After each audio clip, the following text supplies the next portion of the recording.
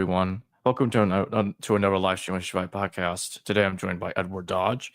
Today's discussion is based on his book titled The History of the Goddess, From the Ice Age to the Bible.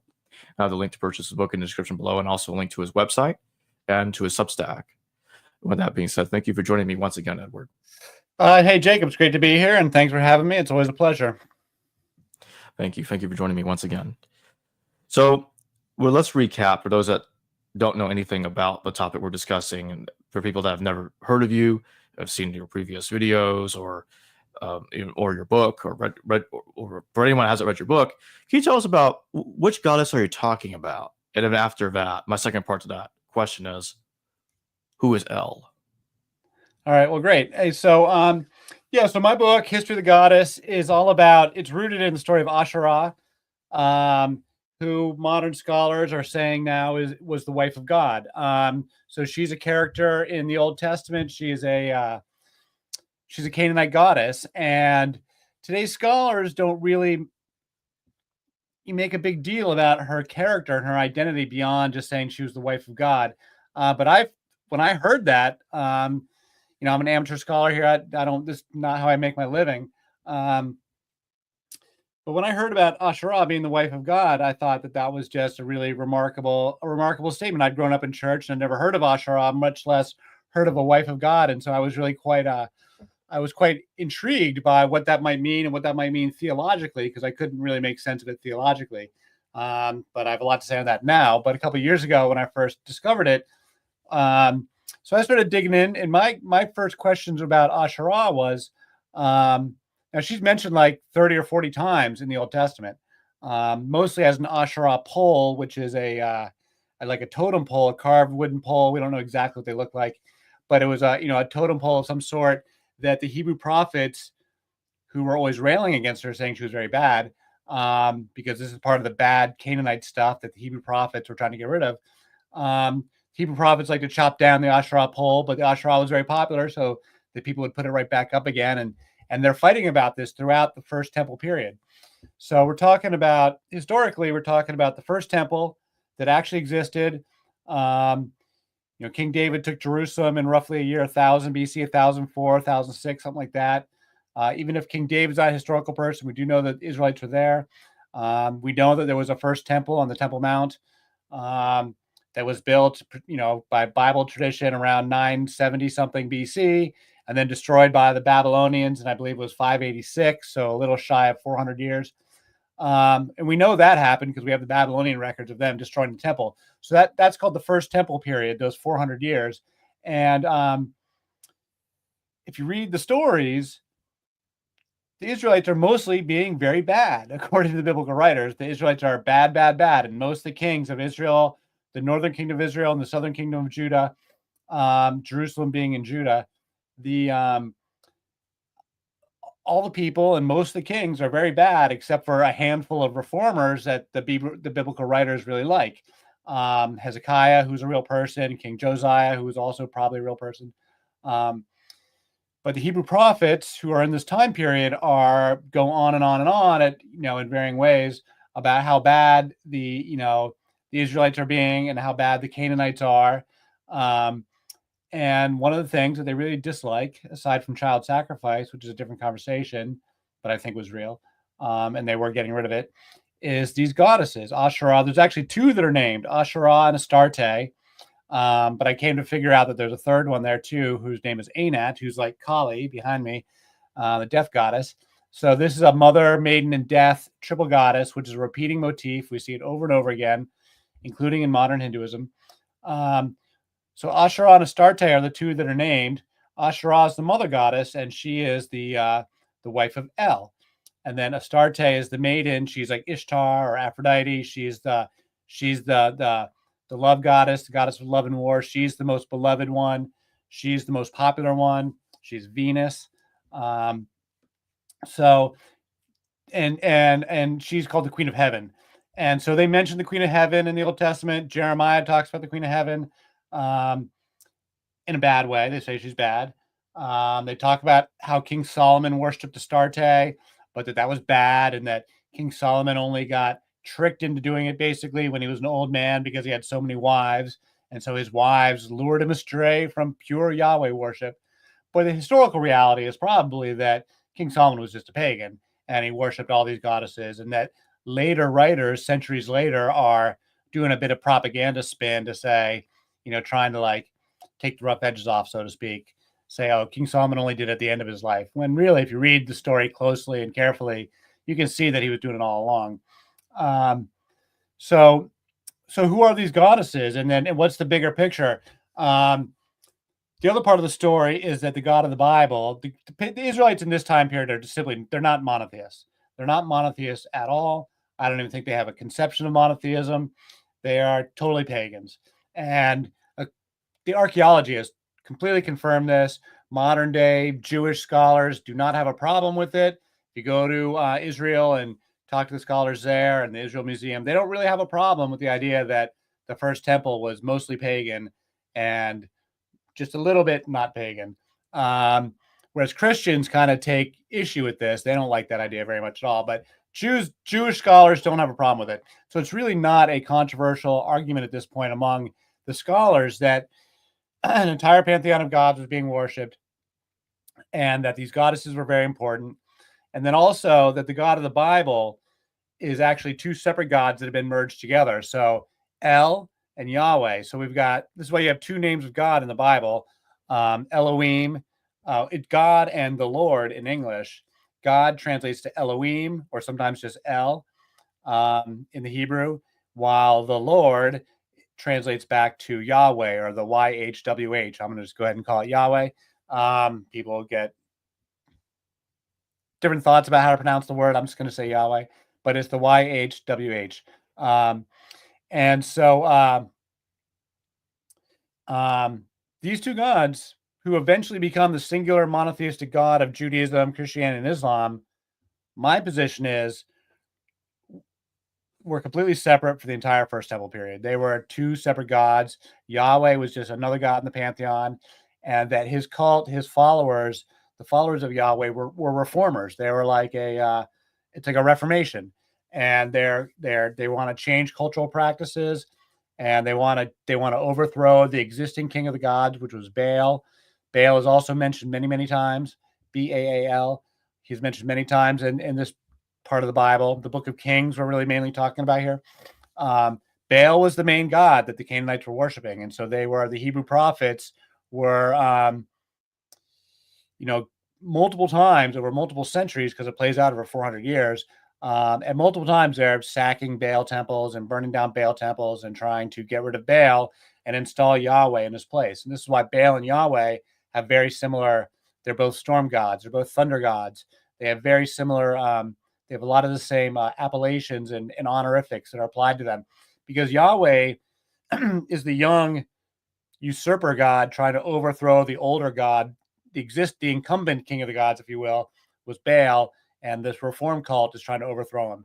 And then later on, much later, like maybe they had this idea during the First Temple. I'm not even convinced that they did, but these ideas may have started. The idea to merge El and Yahweh may have begun in the First Temple, but not many people were doing it. It's clear that they were still pagans because they're still arguing about it with the prophet Jeremiah as they go into the exile after Jerusalem's been sacked and they're all being forced out into either Egypt or Babylon. They're still fighting about this paganism. And there's other archaeology that indicates the paganism continued on into the Second Temple. So this stuff wasn't sorted out for a very long time. And so El and Yahweh were separate gods. It's not till I think it's in Isaiah, second Isaiah, I think is it somewhere, where they start to have prayers and psalms that are really merging the two together. And that's during the exile. And so in the mid 5th century BC, so like 500 BC, 600 BC is when the monotheism really begins. But prior to that, they were a pagan tribe, pagan peoples. The Israelites were they didn't call themselves Jews. They weren't monotheists. I don't think any of the early. I don't think King David was a monotheist. I don't think that King Solomon was a monotheist. I don't even think Moses was a monotheist. I'm open-minded that there was a real Moses, and I definitely think there was a real exile or a real exodus in terms of a slave escape from Egypt. I'm willing to make this case and present the archaeology why I think it's true. I don't think it's actually that big a deal to imagine a slave escape during the context of the Bronze Age collapse. I think they're all pagans, though, and that it's later reformers that invent the idea of monotheism much later on. And so these goddesses are very, very important. The mother goddess, the divine mother, is a theology and a religion of its own that never went away. It's still around in Hinduism. There's a lot to be said on the subject, but I think I can pause it here. Maybe, Jake, we got another question, or if you want to pick in on a particular theme there. Sure. Do we know anything about how Yahweh was understood back when he was understood to be the son of El? What role did he play in this polytheistic Judaism prior to the rise of monotheism? Yeah, so you've got the divine council. We've got Canaanite mythology that's been dug up. This book is one version of it, by Mark Smith and Michael Coogan. There's a couple different ones that translate the Baal cycle is the big important mythology. It's important to recognize that up until just like really 50 years ago or so, or certainly 20th century, we didn't have any Canaanite writing or any Canaanite mythology at all. So the only notion we had of these people is what comes from the Bible. And it's only in recent years, in the last century, and even recently, that archaeologists have been digging up and making all sorts of fantastic discoveries all around Israel and the whole region that has, unearthed the old gods, so to speak. And so now we actually have some full stories that describe Baal and El in their native habitat, if you will, prior to Yahweh coming on the scene. And so El is the high god, and Baal would be one of his sons. And I believe one of my positions is that this father-son motif, and sometimes grandfather, father-son, is actually a common motif that repeats over and over again. And so El is the high god, the source god. He's the one who's like out creating the universe, but he's like distant and far away. So he's not dealing with us, puny human beings. He has sons and he has many sons, and they are the lords of their local realm. So in the ancient pagan world that we're talking about, Baal would be the king of the gods and these guys are the king of the gods in their local region. So Baal is one of them. Zeus is one of them. Marduk over in Babylon is a king of the gods. They've all got this father god and a grandfather perhaps, but it's the same guy because these are repeating thematic motif. There's a separate one from Egypt, but even they have a lot of parallels. And so there's many kings of the gods, and people understood there's many kings of the gods, but there's only one real source god, one high god. That's God Most High, El Elyon, and that's who El is. And so Baal was being worshipped all through the second millennium BC. So like between 1000 BC and 2000 BC, like somewhere in there, Baal, he's contemporary to Marduk over in Babylon, and he has this very long run. He's the god that the Hyksos are worshiping when they invaded Egypt in like the 1600s BC. He continued to be worshipped by the Carthaginians, by the Phoenicians, and then the Carthaginians when they were fighting against the Romans. In when did Carthage get destroyed? In 130 BC or something like that. So for like 1500 years or something, Baal has this pretty long run as a king of the gods.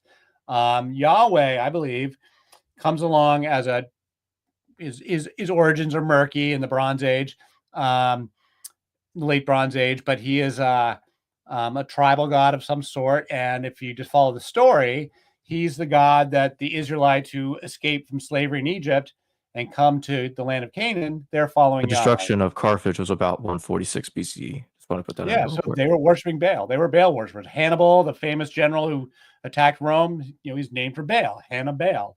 And that's where you see the continuity of the child sacrifice traditions is you see it where the Baal worshippers were. I believe one of the things that the Yahweh cult is doing, in their own words, they say this, is that they're trying to put an end to child sacrifice.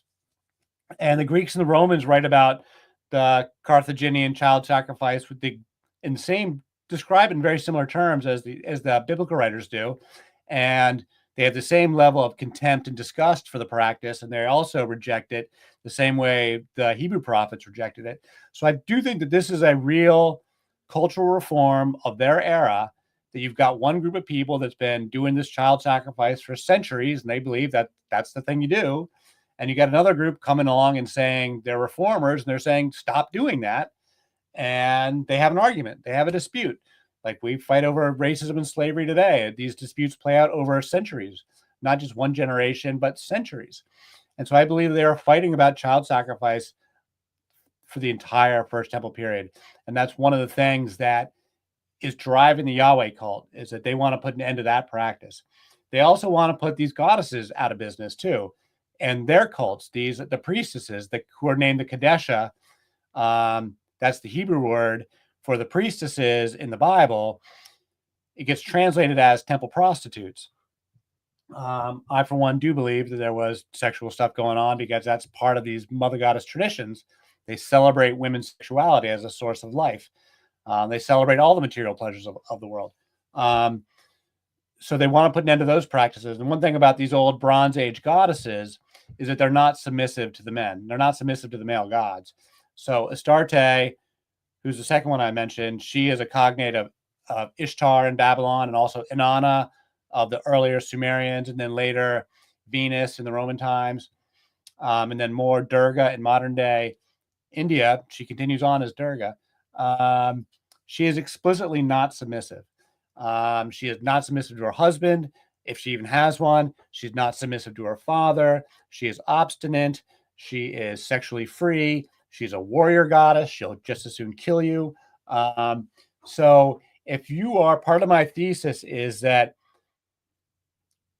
the whole world goes from tribal matriarchies to kingship and patriarchy, that patriarchy follows kingship, and that kingship in the grand scheme of things is not that old. Like kingship is only 5,000 years old, like going back to 3000 BC, early Bronze Age. Prior to that, we have no evidence of kingship prior to the invention of the Bronze Age. And that's when we start to get city walls and ongoing warfare.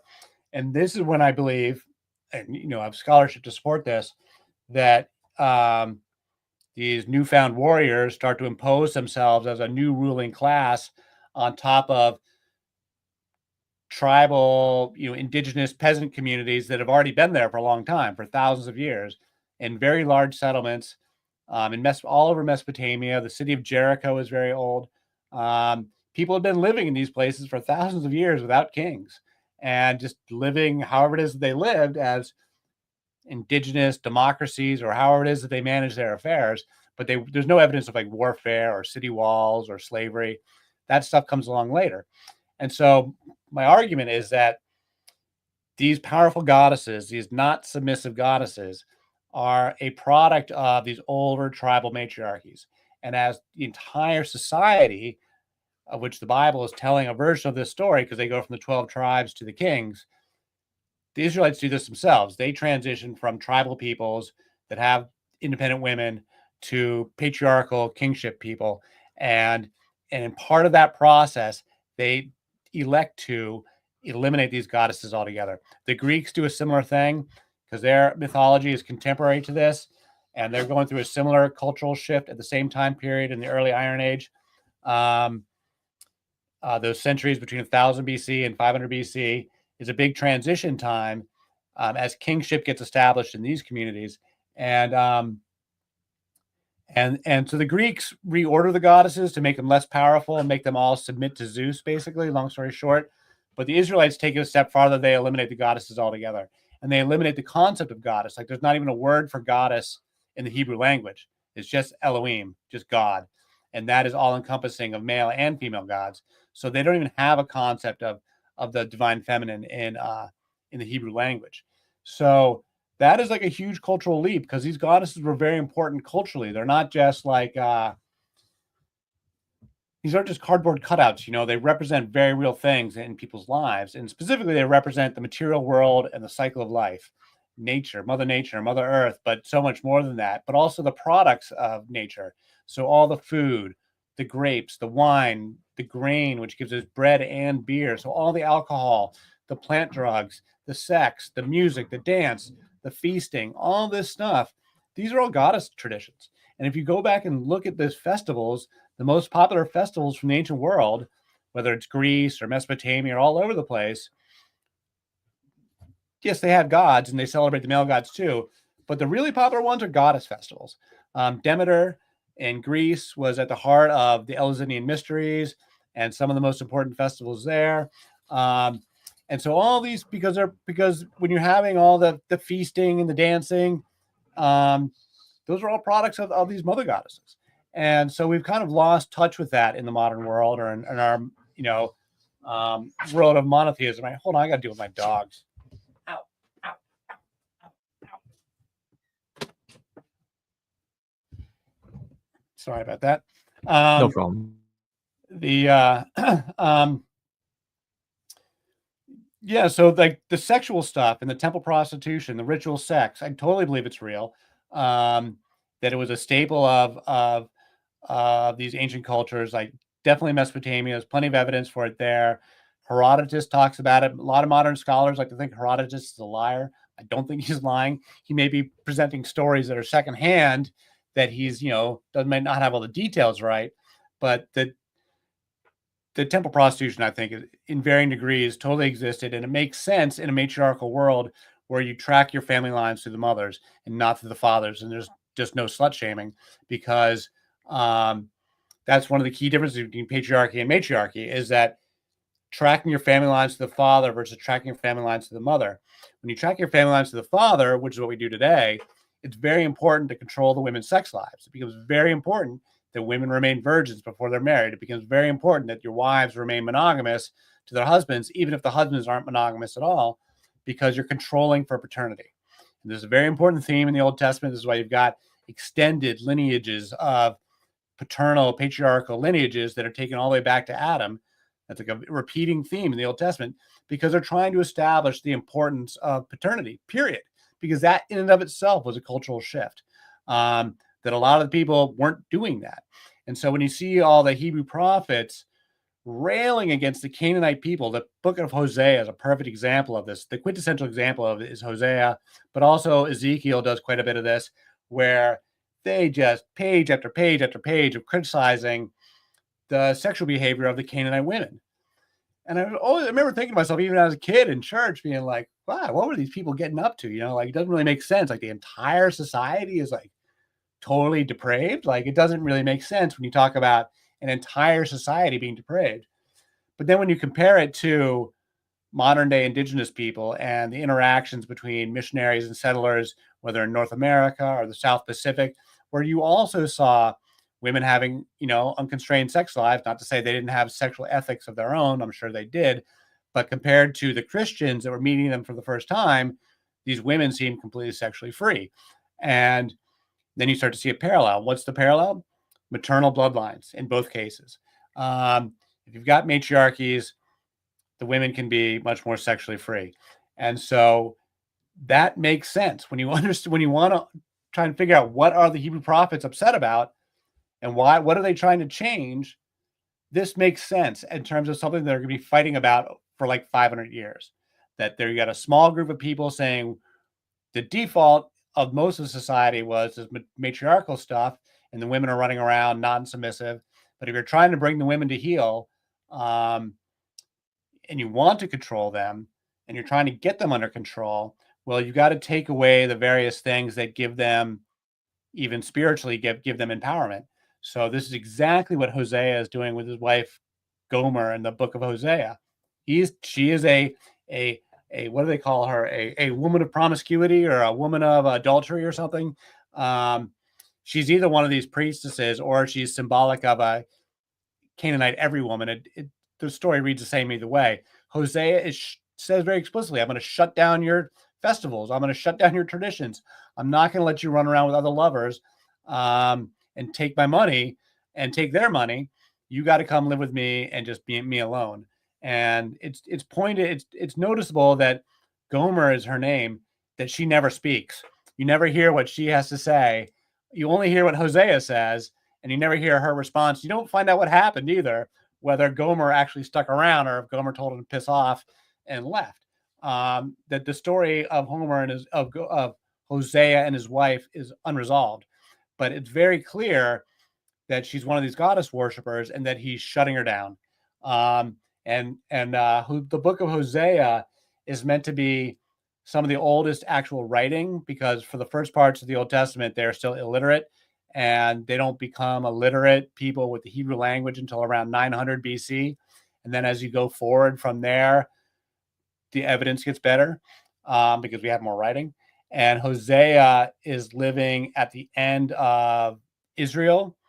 So he witnesses Israel's destruction by the Assyrians, and I believe, and so that's this. That was destroyed in 722. We know that as a firm date, 722 BC.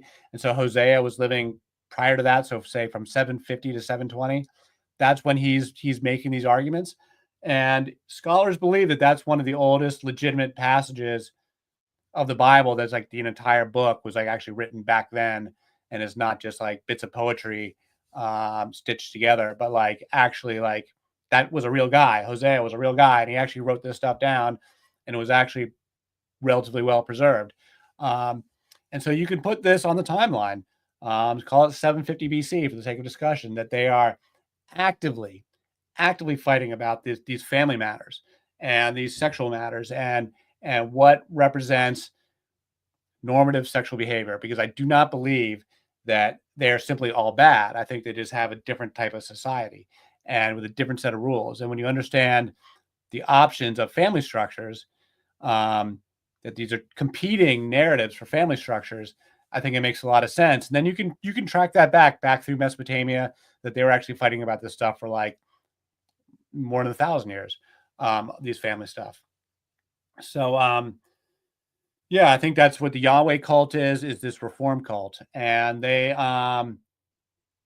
they have wins and losses, wins and losses, wins and losses. And then the whole temple gets destroyed in 586. They all get sent into exile. And at that moment in 586, when they get sent into exile, they were still mostly pagan and still mostly fighting about all this stuff. And these rules that we take for granted today of patriarchy and paternal lineages, that stuff gets locked in around that time period. By say 500 BC, it's pretty well locked in also for the Greeks. The Greeks also celebrate this transition in some of their mythology. The Oresteia being a very important example of all that. I won't get into all that right now. But yeah, this transition from tribal matriarchies to kingship and patriarchy, and that the Yahweh cult is like the tip of the spear of this reform movement. Then at some point, somebody gets a clever idea of let's merge El and Yahweh together into one single God, and make him that's the God we worship. But I don't think they had developed that idea even at the time that they had exiled. Other people will have difference of opinion on this. Other people will argue that El and Yahweh were merged together at an earlier date. I just the way I read it, I don't. That's not the way I read it.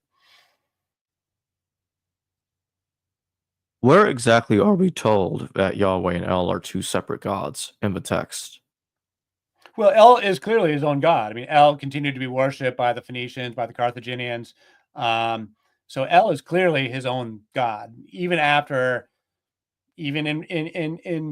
I mean, El lives on. Like El is a separate god. I mean, he never went away.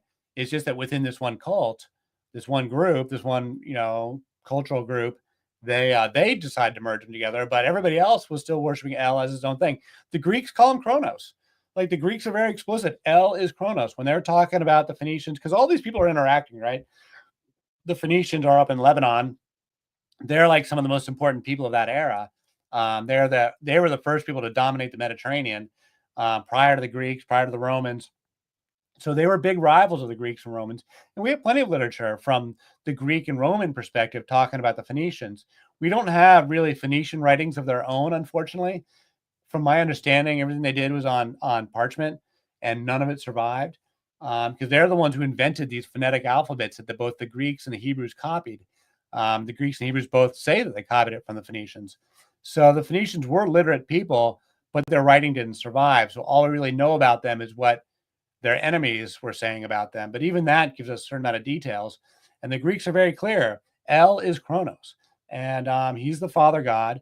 And the Greeks talk about how they sacrifice babies to Kronos. Kronos eats his children in the Greek mythology.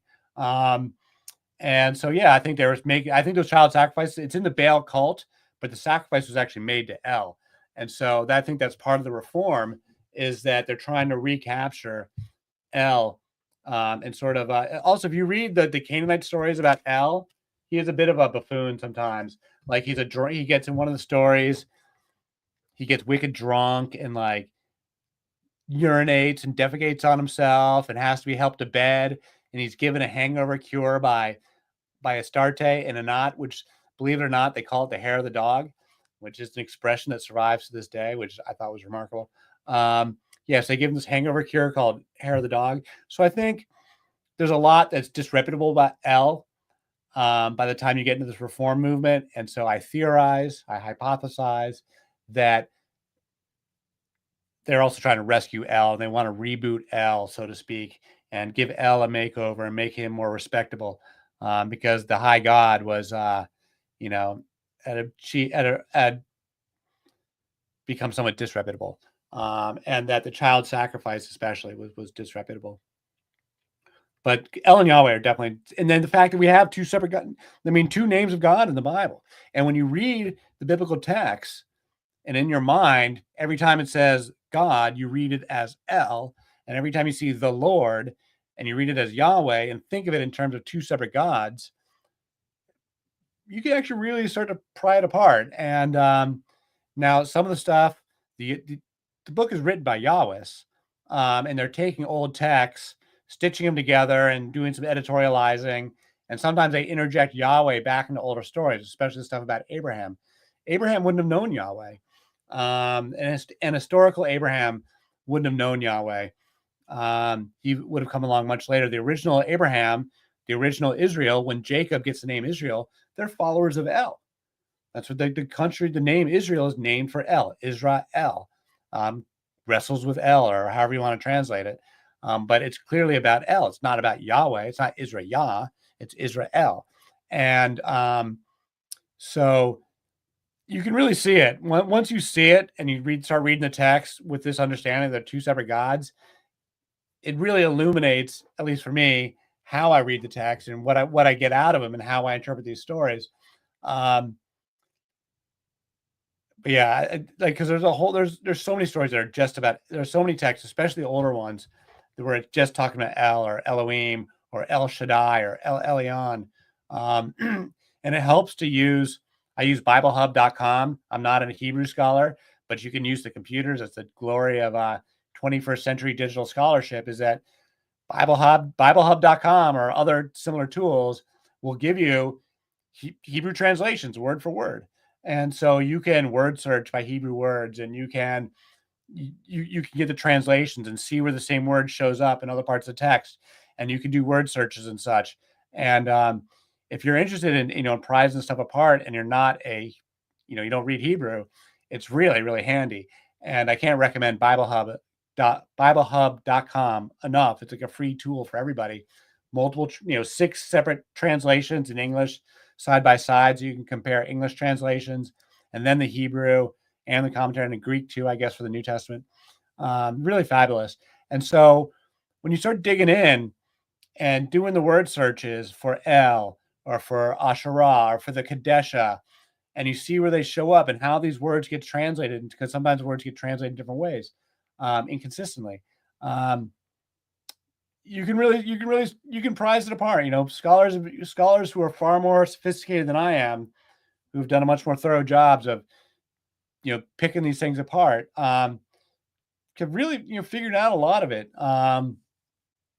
And you can put the stuff on the historical timeline. We know when literacy begins, which is like around 900 BC, and we know that prior to that it's illiterate. So everything that's older than that is coming out of oral tradition. And then you can see that like there's an oral tradition there, and then a later group of writers like added some bits and pieces to it. You see this with David, you see this with Solomon, that like David, in my opinion, is like not a purely fictional guy. Like there was a real man there who did some questionable stuff. And so later historians who are propagandists are like saying, yeah, David did this stuff, but it's not so bad because of this and this and that. But if he was a purely fictional character, you would have made him much more one-dimensional, much more pure. Same thing with King Solomon. Why would you, if you're inventing King Solomon in 500 BC or in Alexandria or someplace centuries later, why would you have these details about him being a goddess worshiper, only to write in the details of like trying to excuse it away? You just make him not a goddess worshiper at all. This is what they do with the Book of Chronicles. When you compare the Book of Chronicles versus the Book of Kings, which are largely telling the same historical stories, the Book of Chronicles is written centuries later. They're clearly cleaning up all these rough edge details about these characters I was just mentioning that are unflattering. You know, all the bad details about King David, you just don't hear about him in the Book of Chronicles. You don't hear about King Solomon's goddess worship in the Book of Chronicles. You only hear about, you know, the polished version that they want to present. It's very interesting when you compare the histories, when you read Chronicles and Kings right next to each other and look at the same stories next to each other and see what details that they change. And it's these little subtle details, but it's always these, and the original detail that they're getting rid of always points towards that first temple paganism. Almost every time it'll point towards first temple paganism, and how in centuries later that they're embarrassed by it or trying to cover it up. But yeah, my position is firmly their first temple was pagan all the way through, and that they have a similar pantheon to the rest of the Mesopotamian pantheons and similar to the Greek pantheon, and that a lot of today's scholars are really afraid to. They like to pick these stories apart and show how these narratives don't have any truth, or these narratives don't have authority. They really like to pick the data apart, pick the stories apart, but they don't seem to want to put them back together in a different way. And I'm trying to put it back together in a different way. Say that when you take the archaeology plus the text, that a new story emerges, a different story that gives us different insights, and that my whole central thesis of all my work is that there's a divorce of the mother goddess in the Old Testament, and that this divorce is central to the definition of monotheism. That monotheism is religion without mother, and by definition, the only way you get to one God is you've got to get rid of goddess, and that the Hindus never lost her. And so these traditions, and not in a superstitious way, but as like a very mature and philosophical cosmology. Like Hindu cosmology is not unsophisticated. It's very sophisticated, and it does not have a problem with science, and it does not have a problem with monotheism. Monotheism has a problem with the Hindus. Hindus can perfectly reconcile their worldview back to monotheism. It's the monotheists who can't do it in reverse. And the big thing that's different is these goddesses, is what the Hindus call Shakti. There's no reconciling this feminine, which is the material world.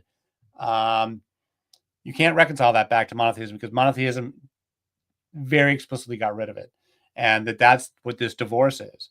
But all that stuff that they criticize in Hebrew prophets, including idolatry and stuff, it's alive and well in India. You can go see everything they say not to do in the Ten Commandments, in terms of like making art, or all the religious stuff. I'm not talking about murder, but all the religious stuff they tell you not to do, alive and well, including the ritual sex, including temple prostitution. I mean, it's not common. It's on the fringes of society, but they call them the Devi Dasanas. Devi being the word for goddess, the Sanskrit word for goddess is Devi. So the Devi Dasanas and they're not particularly sacred anymore, but in theory, they are the sacred sex. And they've been so degraded, and they're on the margins of society nowadays, but they still exist. The traditions are still alive. Transgender people, too, were totally a part of this tradition. I was mentioning the Kadesha. Well, there's the Kadesh as well. The Kadesh are the male equivalents of the Kadesha. Kadesha gets translated as temple prostitute. Well, the Kadesh I argue, are transgender people, because they're totally common. They're all over Mesopotamia, Greece, Rome. We have loads of literature from Rome about men castrating themselves in the service of Cybele, who was the mother goddess in Rome. One of them. There's a lot of mother goddesses in Rome. We have loads of literature on eunuchs and transvestites in Mesopotamia with the Scythians. Herodotus calls them hermaphrodites. That's where we get the word hermaphrodite. It's the gods Hermes and Aphrodite had a baby who was intersex, a chick with a dick, and so you've got these statues of the god Hermaphroditus from ancient Greece, who's like a ladyboy, right? Or what? I'm trying to get the proper language here. Sorry if I'm being rude. But yeah, transsexual. So that's where it was really common. It was all over the place. And they were the priests of the mother goddess. And so when they got rid of these mother goddesses, not only do they get rid of the temple prostitution, not only do they get rid of the cannabis and the temple drugs, they get rid of the transgender people too. So my argument is very explicitly is that the male Kadesh, which is the holy ones, if I didn't mention that, they're the holy ones, that those are the male ones. And rather than being translated as temple prostitute, they're translated as dog. They're saying you will not bring in book of Deuteronomy, it says your daughter will not be a Kadesha. You will not bring the wages of a whore into the temple. Well, that's pretty clearly they're talking about temple prostitution. And they say, and your son will not be a Kadesh. You will not allow them to be a dog. Like they're being very insulting because like they're insulting the trans people. It's actually the same insults that you still see in the modern day. So these attitudes, some of these cultural attitudes have been around for a really long time. And I argue that this is the beginning of slut shaming, that it's the beginning of, transgender people being pushed to the margins of society, though they never went away. They were just pushed to the margins. It's these big cultural reforms, and that these goddess traditions were actually very rich, and they were very popular. And they were popular for a reason, because they were a lot of fun. Big feasts, sex and drugs, rock and roll. They were popular. This was popular religion. This was popular culture. And you've got these patriarchal men coming along who want to shut down the party. And it's and then you see these attitudes carry through for the next 2,000 years, right into the modern day. A lot of these attitudes really have remained exactly the same. We got a couple of super chat questions. Let's start with John Gear. John Gear, thank you for your super chat. Does L in the Bible always refer to a particular god, or is it sometimes generically used for God? It's an excellent question. It's a perfect question, because Hebrew is a new language, so they use the word Elohim. Now, sometimes they do just say El.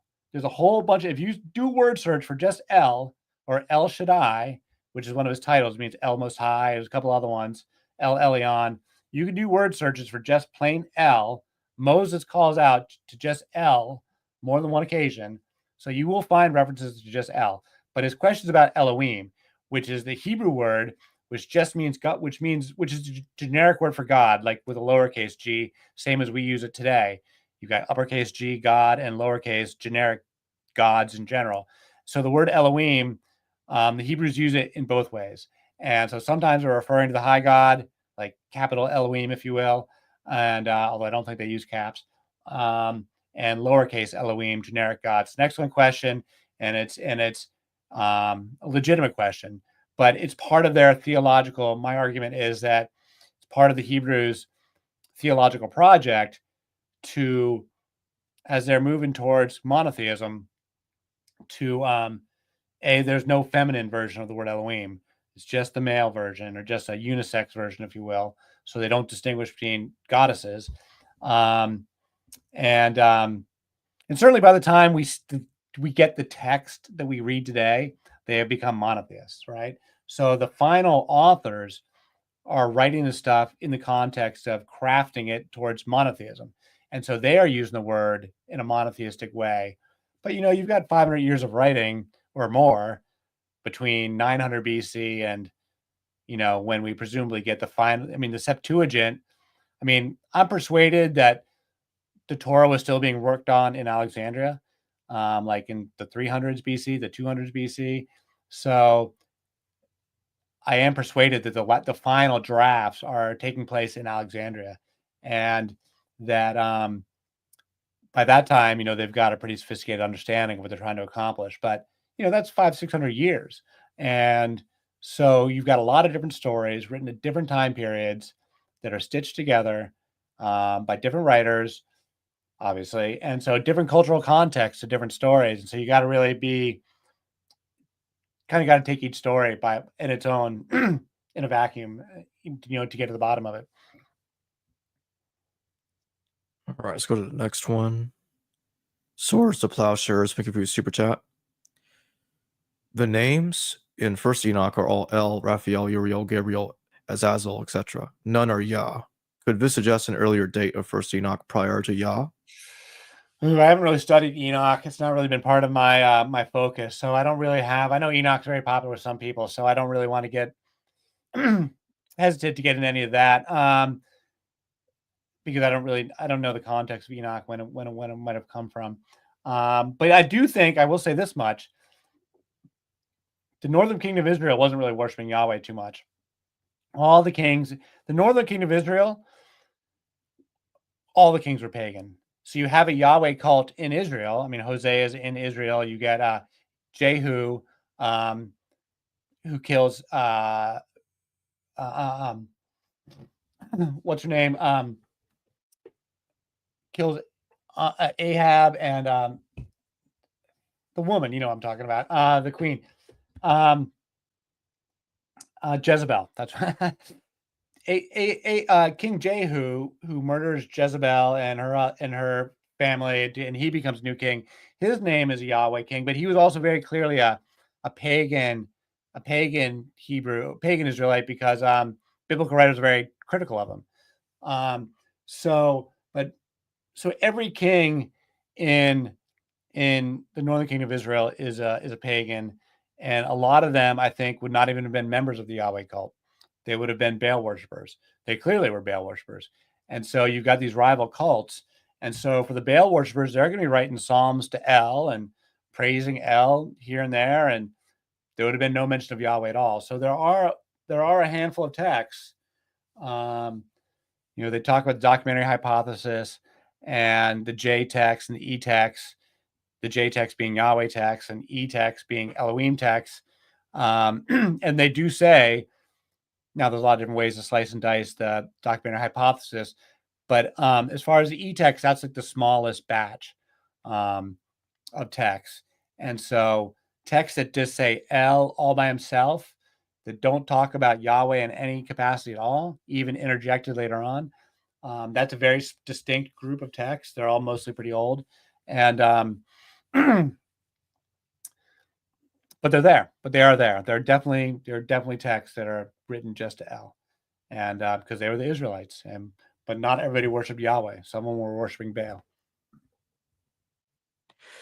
You mentioned earlier that there was no feminine version of El, but what do you make of Elat, that which is the Hebrew word for goddess or goddess? How do you spell it? Well, Elat is a transliteration, but Elat. Well, it's because in the Quran you've got a lot, like Allah and Allah. Right. So in the satanic verses, they mention these three goddesses, Alat, Uzzah, and Manat. It's the same three goddesses. It's the same triple goddess. Manat is like Anat, who's like Kali, who's like Sekhmet back from Egypt. So Manat is like Anat. Uzzah is very clearly a Venus goddess, a goddess of love and war. The scholarship is clear that Uzzah is Venus, and Alat is the mother goddess of these Arabian pagans pre-Islam, and Alat and Allah, Allat and Allah, Allat and Allah. They're clearly going together. So you got the father god and the mother goddess. So I haven't studied the word Elat, actually. Maybe I should take a closer look at that. Because what is the translation of Elat? Just the conventional Goddess. translation. Oh, really? Yep. Okay. Well, maybe I was wrong about there not being a word for goddess in Hebrew language. I thought that there wasn't a word for goddess. It kind of reminds me of, in a sense, like Inlao and Ninlao being the feminine form of Inlao. Just throwing that in there real quick. All right. Well, I'm always up for being, improving my scholarship here. I don't claim to be right about every little detail. I claim to be right on the big picture, but I'll be corrected on the margins for sure. We do have a super chat from Chrissy. Chrissy, thank you for your super chat. Do you have any peer-reviewed publications in credible academic journals? Curious to read some. Absolutely not. I do not. I've actually spent a lot of time in academia. I'm a pretty educated guy. I've done a lot of stuff on energy and energy research, but No, the academics don't like my work because I'm making a theological argument. And so, and in academia, it's purely materialist arguments.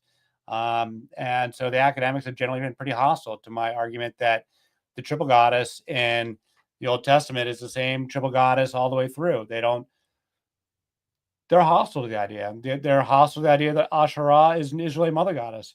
Dan McClellan, I'm going to pick on Dan McClellan a little bit just because he's a prominent YouTube academic who's pretty well representative of today's generation of scholarship. I mean, they're all postmodernists and largely atheistic, largely atheists generally.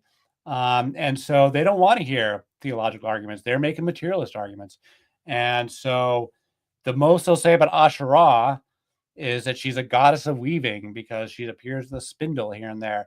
They don't even want to make the argument that it's very controversial to say that the Baal cycle is the same mythology that the Israelites, that it's the same religion as the Canaanites in Israel. Like that is a very controversial in academic circles, and it's largely rejected. I think that they're wrong. I'm very critical of academia in a lot of stuff, man. I am hugely critical of modern day academia in all manner of fields. You know, my main living is in clean energy, and I think they're getting stuff grossly wrong in clean energy. So, but other fields too. So I want to be clear about this. I think the technical work that today's Bible scholars are doing with archaeology and translations, I think the technical work is outstanding, and I rely on the technical work. A guy like Dan McClellan, I give him A+, or Dr. Francesca Stavrakopoulos. Excuse me for mispronouncing the name. I give them absolute A+ on the technical work. They are not wrong on the archaeology and translations and such. But if you're going to look at sacred texts from a purely materialist perspective and take it as a presupposition that spirituality and religion is all bullshit, you're not going to, in my opinion, read these. You get the full value out of these texts. And so if your entire intellectual project is to deconstruct, then you just end up with a pile of rubble at the end of the day. You don't end up with configuring a new story. What I'm trying to do is take these data, the archaeology and the original stories, and figure out what the new story is. So there's a new story here. But as far as publishing an academic journal, I wouldn't even want to. They would reject my work, and I got frankly better things to do. So no. The answer whether I've been published in academia, the answer is a big fat no, and I wouldn't even try. But I'm happy to have a theological argument with anybody. So when do you see L and Yahweh start getting merged together? This is an excellent question, and I think it's totally up for debate, even in my own mind. Plenty of folks would say it's like at the burning bush. I mean, that's the traditional narrative, and so that even if you want to be like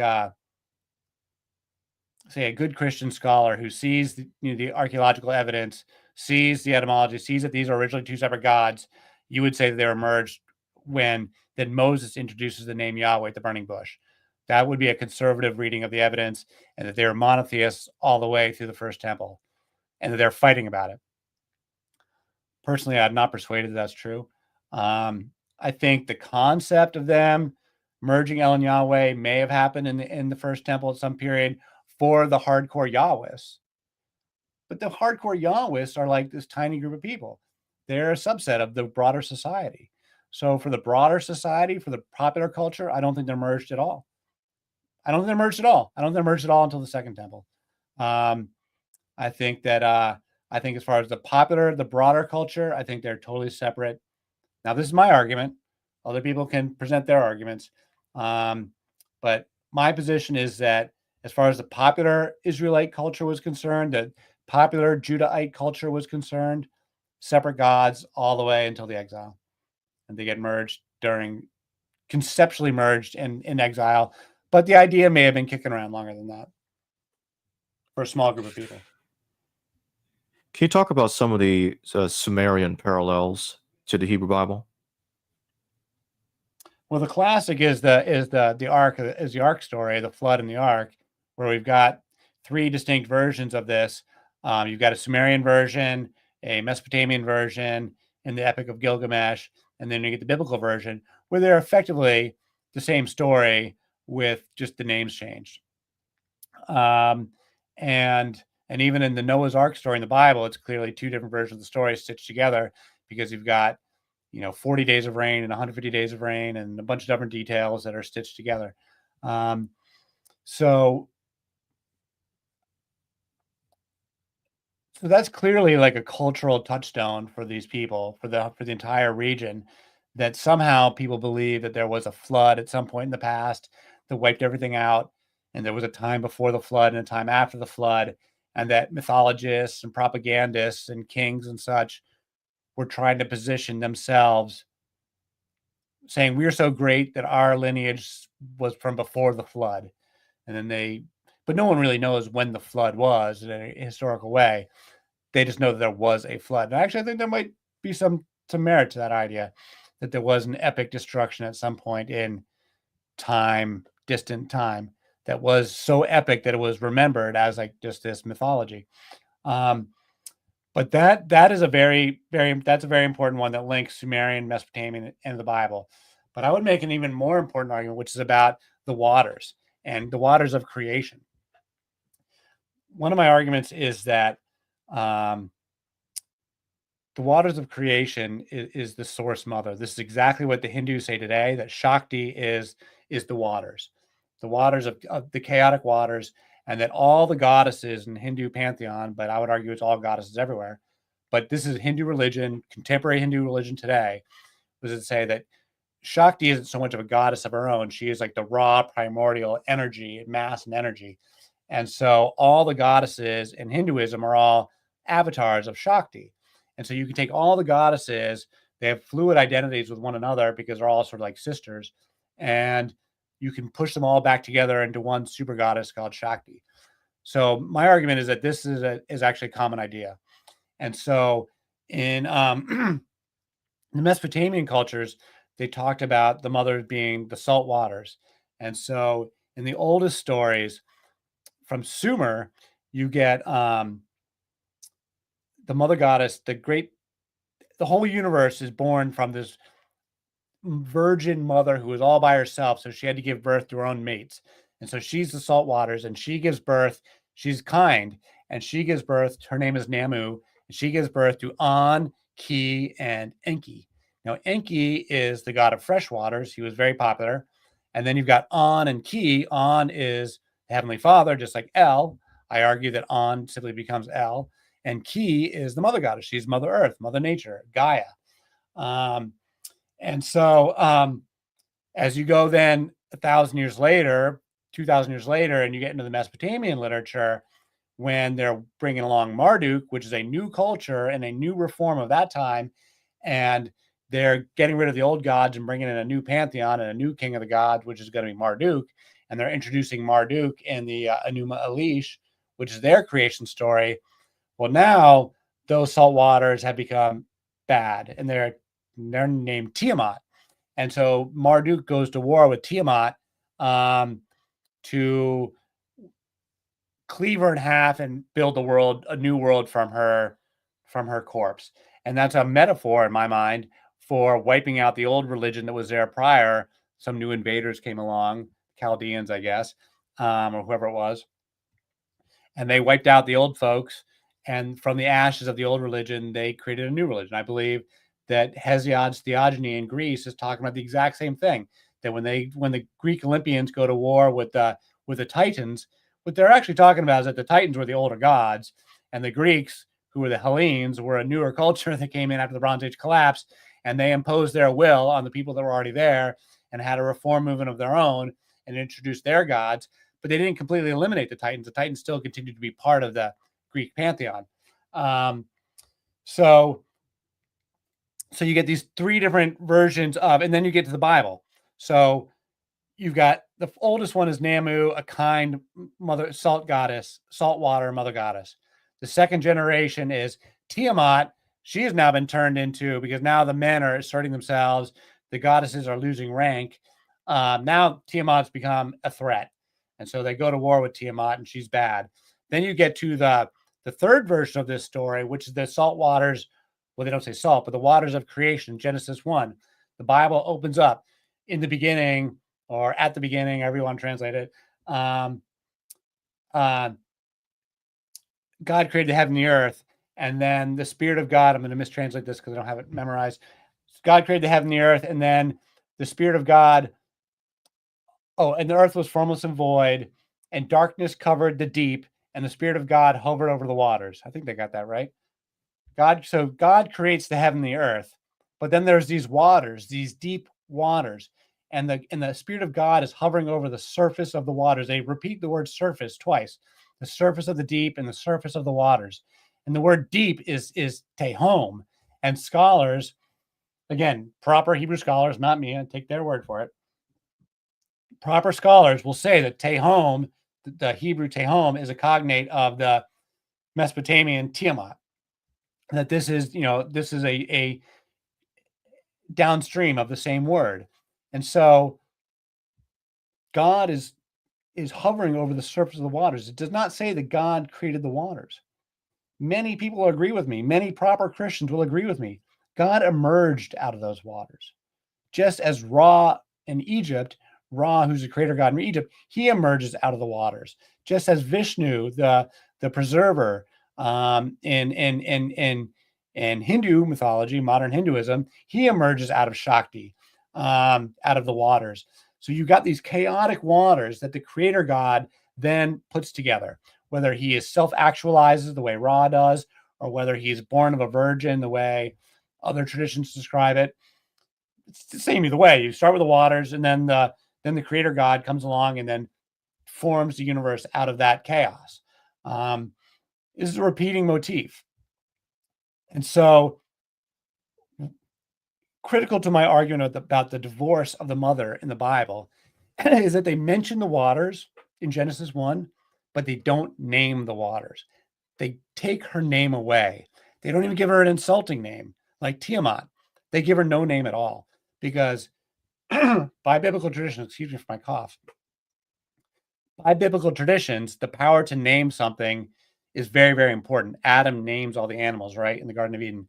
The power to name is incredibly important. God creates the universe with his word. But equally, taking a name away is also important. So by unnaming the waters in Genesis 1, they're like evaporating her identity. And this also goes to the goddess Anat that we know now from the modern mythology. We know that Anat was part of the story because she's the consort of Baal, and they talk about Baal all the time. And we know that Anat goes with Asherah and Anat, or Asherah and Astarte, from the modern mythology, from what the archaeologists have dug up. But Anat's not named in the Bible. She does not appear in the Bible. Well, why would Anat not be named? Well, because Anat's like Kali behind me. She's terrifying. She is the most powerful deity in the entire pantheon because she is the one with the power to destroy all of God's creation. She has no respect for El. She has more power than El. When Anat goes and talks to El in the Baal cycle, she's not nice. She's not respectful. The modern scholars will be like, that Anat, she's very rude to El. Man, she takes El, when she goes to El and she wants something, she says, El, you better give me what I want, or I'm going to throw you down like a lamb. I'm going to smash your skull, and I'm going to make your gray beard run red with gore. And she says that multiple times in multiple stories. Every time she approaches El, the father of the universe, the creator, the high God, she threatens to kill him. And how does El react? Does he get mad? Does he get indignant? No.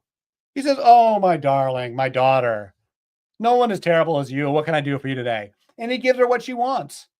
Every time he gives her what she wants. And her response is, you are very wise, oh El. She doesn't say thank you. She doesn't say praise be upon El. She says, you are very wise, El, for giving me what I wanted. Otherwise, it would have destroyed you. Other times she says, do not be so confident in your house that you built, El, because I will tear it down with my mighty arms. Like, she is quintessentially the most powerful piece on the chessboard. She is the power to destroy all of God's creation. That's what Kali does in Hinduism. She is the one who's going to come along at the end and devour the entire universe and set the stage for the next rebirth. She is the most powerful piece on the chessboard. She's more powerful than Baal. She's more powerful than death. She's more powerful than Yahweh. She's more powerful than L. So they don't name her. The only way to deal with Anat for the biblical writers is to write her out of the story. Excise her from the story. Take her name away. By taking her name away, you take away her power. You take away her identity. You take away her existence. Because even to name her, you can't even insult her. Because now we've forgotten about Anat until modern day, but these stories had an audience when they were being written, and the audience would have known who Anat was. Anat was still being worshipped for a long time. I mean, she never went away. The Hindus still got her. They just changed her name. So people understood that this death goddess who has the power to destroy all of creation, that she's truly the most powerful deity of all. And if you're trying to establish a religion where your monotheistic God is unlimited and omnipotent and without peer, without rival, without partner, you can't have a goddess like Kali or a goddess like Anat running around. And so they don't name her. They take her name away. And so they take away the name of the waters in Genesis 1. They take away Anat. They insult Astarte. They insult Asherah. They denigrate them. They disrespect them. But Anat, they're fundamentally afraid of, because Anat is terrifying and Anat is more powerful. And so, but that's a theological argument. And I would love to see an academic wrestle with that, because that is fundamentally a theological argument. And I don't think it passes muster for academics to make that argument. I mean, I'd love to see academics wrestle with it. Personally, I think it's a very strong argument, and I'm willing to defend it. Yeah, so the connection with the Mesopotamians is very clear. It's very clear that that this reform movement of the Yahwehs is reforming traditions that have been around for a long time, and that we can see being traced back to Mesopotamia. That the Canaanites originally came through Mesopotamia, then they got blended with the Egyptians. So there's a lot of Egyptian crosstalk and synchronization with Egypt. By the time we get to the Bible story, by the time we get to that period of history. But yeah, so like it's direct connections from Mesopotamia, direct connections. That's why you see all the same symbolism of the serpent and the snakes, and the same goddesses. I mean, Astarte is clearly directly in line from Inanna, Ishtar, Astarte. You've got, here's another good piece of evidence. Ishtar's husband is Tammuz. And then prior to that was Inanna with Dumuzi. Dumuzi's name becomes Tammuz. And this is a dying and rising god. At the heart of these goddess traditions and these is a cycle of life and a resurrection story. They've all got them. That's what all these dying and rising god stories that people are talking about. I'm trying to tell people this is one big religion of the mother. So Tammuz is there in Israel. Ezekiel talks about the women weeping for Tammuz in his vision of the temple. He says it's bad. It's one of the bad things that they're doing. They're weeping for Tammuz. This is actually part of their religious ritual, part of this dying and rising god. So these festivals that get acted out over multiple days. One of the days is the god dies. Tammuz dies, and then he comes back again, just like Persephone for the Greeks. The women weep. Part of the festival is on the death day, you give a funeral and everybody cries and everybody weeps. And then the next day or a couple days later, whenever it is, he comes back to life and you have a big feast and a big festival and everyone celebrates. But one of the days of the tradition is this weeping and this crying, this ritual funeral. And so Tammuz is not only mentioned in the Bible, but he's one of the months in the Hebrew calendar. I think it's one of the names of one of the months is Tammuz. So it just goes to show that, these pagan roots of the Israelites. So my final question before we close, I want to go back to what you were just saying about Anat. They talk about Asherah, and they are very critical of Asherah, as we've discussed in the past. But what makes them really not even address Anat or Anat at all? Yeah, I'm open to how you pronounce these things. I'm pretty much terrible with pronunciations in general. I think it's part of the theological project. Their theological project is to create a monotheistic God that, as the Muslims describe him, omnipotent, unlimited, without a partner, without a rival, without peer, without rival. There's nothing more powerful than God. Well, Anat clearly is more powerful. She is clearly more powerful than El. She's clearly more powerful than Baal and more powerful than Yahweh. Another thing she does is she's quite brutal, So she's like Kali. She's got the necklace of freshly severed heads. She's dripping in blood, the belt of human hands. She delights in slaughter. She bathes in blood. But one of the things she does when Baal dies in that story, and Anat is the one who resurrects him, and the way she does it is she goes and finds the god of death, who's so there's a cognate here between these Canaanite gods. Baal, the god of death, is named Mot, and the god of the sea is named Yam. They're just like Zeus, Poseidon, and Hades for the Greeks. So when I say the god of death, think Hades. And you read about Yam in these stories, think Poseidon. And when you read Baal, think Zeus, because Baal is simply a cognate to Zeus. And so when Mot kills Baal, the way he gets resurrected is that Anat goes and finds Mot, Hades, grabs him by the collar and says, "Give me back my brother," and then pulls out a sword and slices him in half and grinds him up with a sieve and burns him with fire and feeds him to the birds, which is like an agricultural ritual. And there's some agricultural significance to that whole presentation. But yeah, she literally, just imagine a god in the Greek pantheon, a goddess in the Greek pantheon. The Greeks were super patriarchal too, right? So imagine a goddess in the Greek pantheon who goes up to Hades, cuts him in half with a sword, burns him with fire, and grinds him up with a sieve and feeds him to the birds, and is more powerful than Zeus, more powerful than Poseidon. She beats up Mot, or she beats up Yam as well. So you've got this goddess running around that's more powerful than all the most powerful gods in the Greek pantheon. It's unacceptable. It's unacceptable.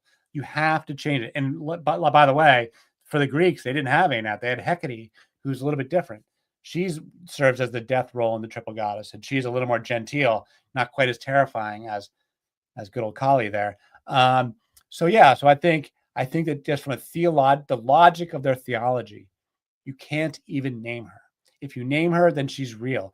And she does show up in place names and in people's names. So Anat, if you do a word search for Anat, you will find a couple times, but it's always in the context of a proper noun of a person or place name. But you know that she's there. We know that she was the consort of Baal.